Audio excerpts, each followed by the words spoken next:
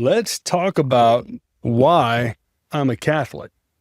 I wasn't always a Catholic. Let me give you a bit of a background. I was raised Southern Baptist, believe it or not. I was raised in South Louisiana, was Southern Baptist. Everybody I knew was Southern Baptist, except for one side of my family, which was Catholic. Mostly my grandmother on my dad's side of the family was Catholic. I went to Catholic schools, but I was raised Southern Baptist.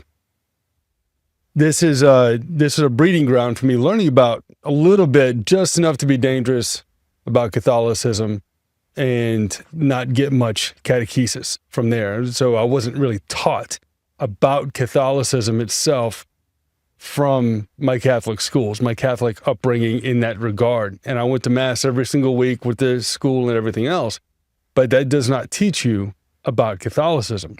The Catholic Church admittedly did a very poor job at catechizing young people back then, and still doesn't do that great of a job today. It's up to the fathers to do this, okay? It's up to the fathers of the household to catechize their kids and to make sure their kids understand why we believe what we believe, and that way it can perpetuate. But so I was Southern Baptist. I knew all the anti-Catholic rhetoric from my mom and my grandmother and on my mom's side and my aunts. They all taught Sunday school. And I was basically told that the Catholic Church was wrong. It was, they called the Catholic Church heresy. And I came to realize that with all due respect, my mom just didn't know what she was talking about. She's only repeating, just like the rest of them do. They repeat what they hear. They don't actually do any research at all. If they did research, they'd be Catholic. That's all there is to it. So I was raised Southern Baptist in Catholic schools. And then after I got out of high school, I didn't go to church anymore. I went to New York. I was going to go be a stockbroker in New York. And then the World Trade Center is where I was working. My buildings fell down. I was there. That created a whole slurry of events that made me not believe that God was actually for me, or that he wasn't really a personal God kind of deal. And I began studying other things. I began studying different types of ways of thinking, New Age stuff, different world religions, metaphysical things. The entire New Age spirituality section of Barnes & Noble was in my library, books that I no longer have. But that was what I was into. And it was like that for a decade. I met my wife in 2007, and she's from Mexico, and she was and still is a pretty devout Catholic.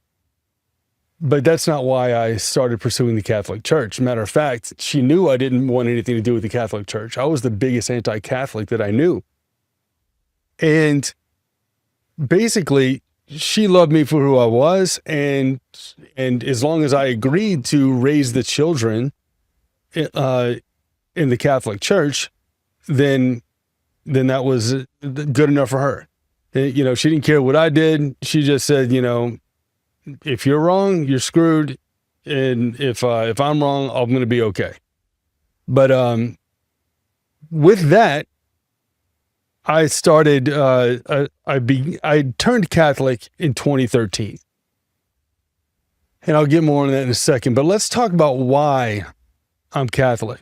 Okay, so here are 7 reasons why I'm Catholic. If you see me looking off to the sides, because I've got some notes over here that I wrote down, so make this more efficient. So, what I discovered in my study, I had a friend of mine named Danny Millette, and Danny introduced me back into the church. We'd argue on points. I knew I was the biggest anti-Catholic in the world. I knew everything I thought about the church. Basically, all the anti-Catholic rhetoric you hear the Baptist preachers talking about, or the Protestant preachers with their tattoos and their flip-flops talking about today. All that stuff I knew by heart, and I was a huge anti-Catholic church guy. I mean, I posted stuff about it on Facebook. I constantly just beat down the Catholic Church as much as I possibly could. And it was sinful, and it was bad, and it was horrible of me to do those things. Once I had a private revelation, but before that a little bit, I'd had multiple spiritual experiences, which are not going to be inside the scope of this. But private revelation, let's suffice to say, is one of them that we'll get into. But Catholicism, I found out, is the original church founded by Jesus Christ. And there's no arguing that. You know, St. Ignatius of Antioch in the first century used the term Catholic for the first time. As a matter of fact, St. Ignatius was appointed by Peter himself. Okay, so Peter figured that the first pope, who's Peter, St. Peter, he figured that St. Ignatius knew of Antioch, knew enough about what he was talking about, and was fiery enough that he appointed him the bishop of Antioch. If you read St. Ignatius, any of his writings about the Mass, about church, about what they believed back then, these very, very early church fathers, men that sat at the feet of the apostles. St. Ignatius sat at the feet of St. John the Apostle, St. John the Evangelist, when he was young. He was appointed by Peter to be the bishop of Antioch. So if you read his stuff, and if you believe Peter had any idea what he was talking about at all, then you need to take it seriously. That's the conclusion that I came to. That was the first thing. I was like, if Peter talked about this, if St. Ignatius believed what Catholics today, at least conservative Catholics, believe today, then why in the world would that not be true? Especially as it pertains to the Eucharist. Okay? Apostolic succession, the Eucharist, the whole nine. Now, if you don't know what those words are, it's because you're not educated. It's because you're like a lot of people that I know, you're asking a Baptist about Catholicism. That doesn't work. It's like asking an electrician a plumbing question. He probably doesn't know the correct answer. But if you ask a Catholic that knows about why he converted to Catholicism, then you can get a clear answer. You can get a real answer. You can get the correct answer. You know, I see people all the time leaving the church and say, "Oh, I know I'm Catholic and I know everything there is to know." You don't know anything. You don't know about it because you're asking a Baptist. If you knew about it, you wouldn't have to ask a Baptist about the church. And then they convert to becoming a Protestant. You know what it is? It's laziness, and they just leave because they're ignorant. That's all there is to it. So St. Ignatius was the first one to use the term Catholic, and most people will tell you that it means universal. So the universal church, the church that's for all humans, okay? Eucharistic miracles. You're going to have to do your own research here on Eucharistic miracles. It's not difficult. There's lots of videos about it. And if you want to be educated, if you want to really refute Catholicism, I highly suggest you look up very, very well-documented Eucharistic miracles that happen over and over and over again. But one famous one that I'm going to talk about is one that pertains to Bishop Bergoglio, who later became Pope Francis. This particular Eucharistic miracle was documented by lawyers, documented by doctors, and documented by independent scientists, many of which who were not Catholic. What happened was that in a church parish, I forget exactly how this came to happen, but I think what happened was that somebody dropped a host and the priest picked it up and put it in, as is the custom, put it in a glass of holy water and put it back in the tabernacle. When he went to go open it up the next day, I believe it may have been, to see if it was properly dissolved, when he went to go open it up, he found that half of the wafer, half of the Eucharist had turned into flesh. Startled by this, which as any priest would be, he startled yet very excited, he goes to the bishop and he tells the bishop what's going on, who at the time was Bishop Jorge Bergoglio, which again became Pope Francis. And what happened is that Pope Francis wanted to, or Bishop Bergoglio had to, he wanted to get it independently reviewed. So I believe it was sent overseas to Europe, may have been Portugal. And they had a forensic pathologist look at this piece of tissue that they collected samples off of. They had lawyers and everything else go along with the whole deal. It's a big deal.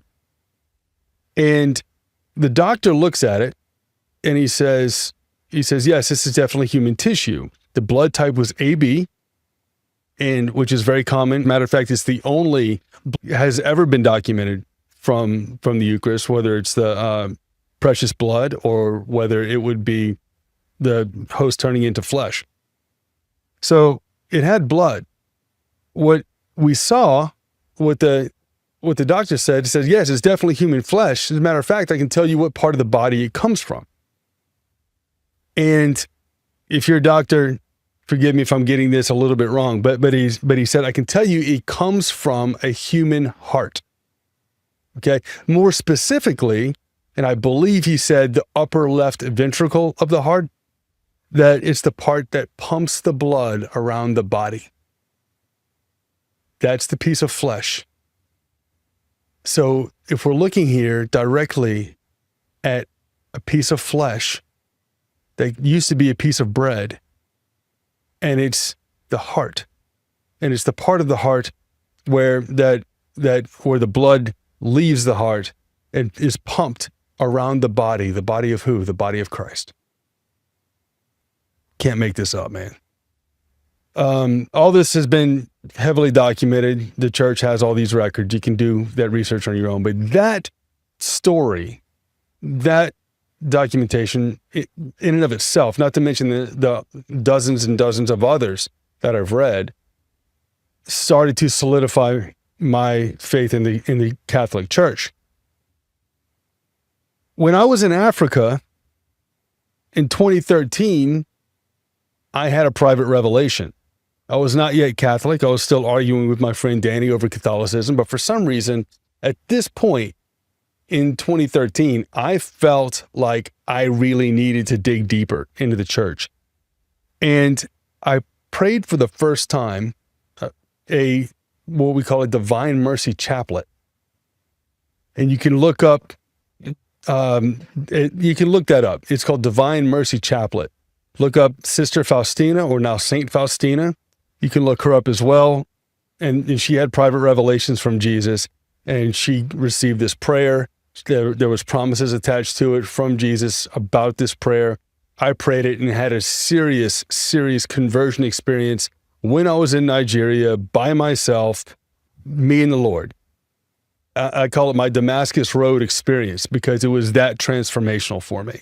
Okay. I mean, Jesus was there. He hugged me. I felt more peace, joy, and love in that hug than I'd ever felt anywhere, ever. I didn't know it existed, that level of peace and joy and love. It is just so infinite and so deep. And he completely cleansed me right there. Right there. This is a topic for another video. But after praying this, in another video, I'll tell you all about that. But after I prayed this chaplet, I had this experience, and I never looked back from that point. So then after that, I had that experience. I knew I had to learn more. So I read the Catechism, and I started going to RCIA. I think they call it OCIA now, but it used to be the Rite of Christian Initiation for Adults. And I went to RCIA in South Mississippi, which is where I was living at the time, with Father Michael Connor. And I realized that there's nothing in the Catechism. You can read it. You can check it out. This is it right here. This is what it looked like. This is what it looks like. The Catechism of the Catholic Church.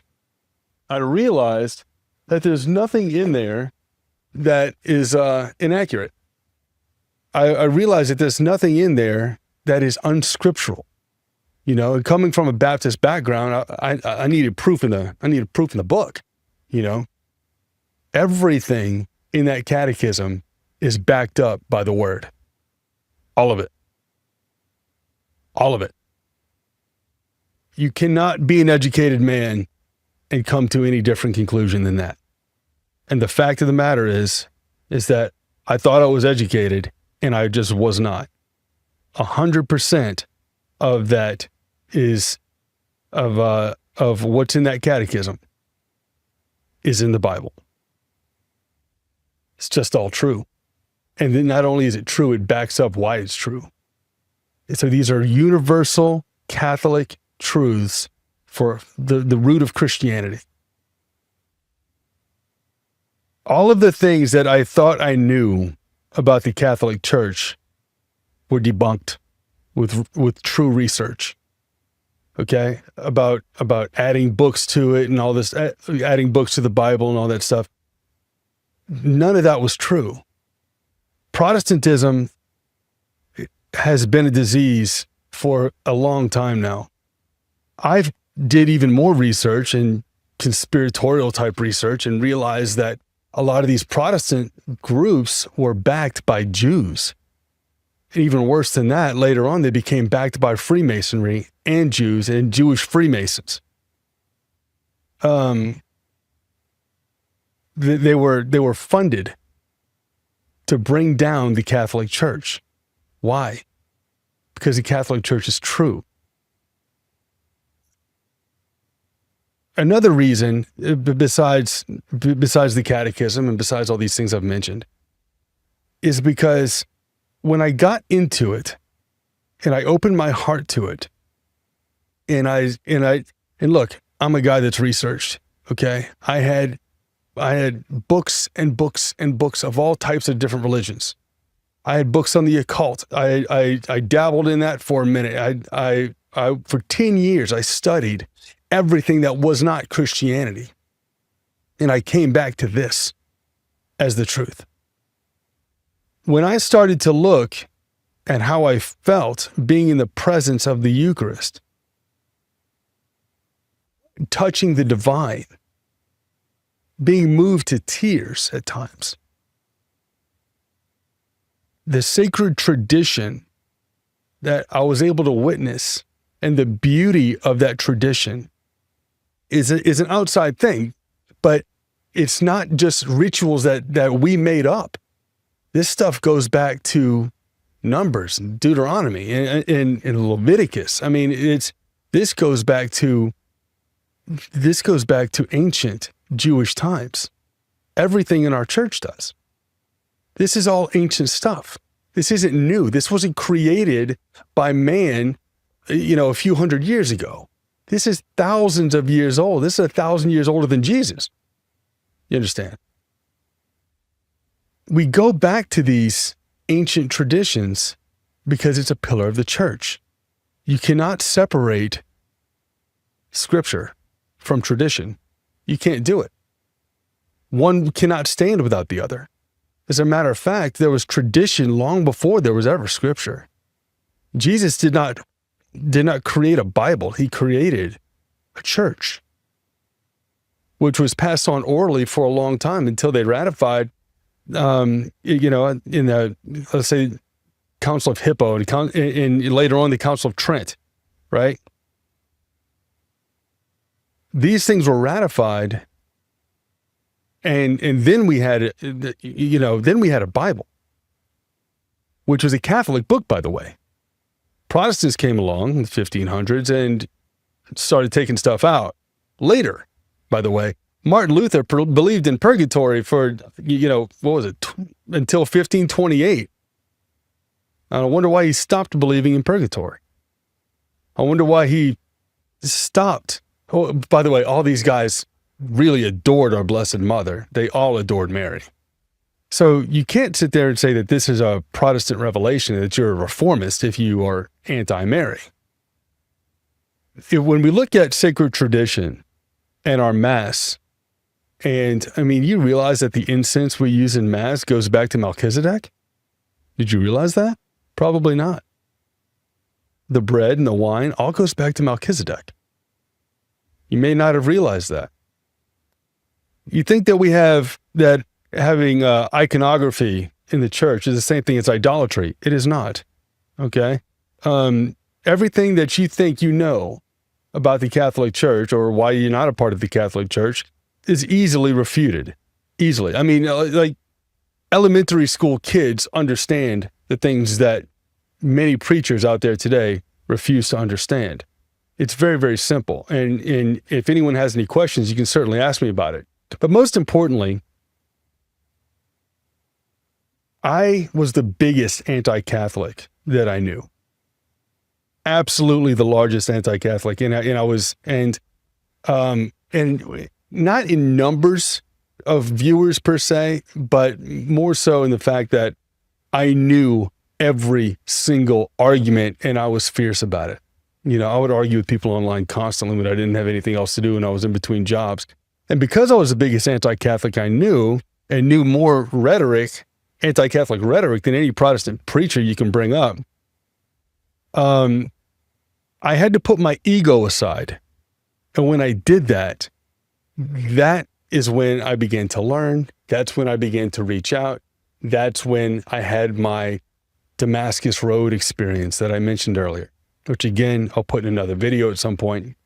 But for those reasons, that's why I'm Catholic.